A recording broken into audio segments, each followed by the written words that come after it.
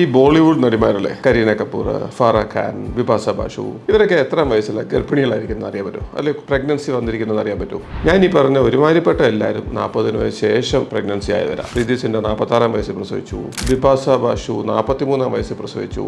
അപ്പോൾ നിങ്ങൾ വിചാരിക്കും, ഈ 40 വയസ്സിലൊക്കെ ഇവർക്ക് പ്രസവിക്കുക, എനിക്ക് എന്തുകൊണ്ട് പ്രസവിച്ചൂടാ, ഈസി അല്ലേ, അതുകൊണ്ട് നമ്മൾ പ്രഗ്നൻസി 40 വയസ്സ് വരെ വേണ്ട എന്നൊക്കെ വയ്ക്കും.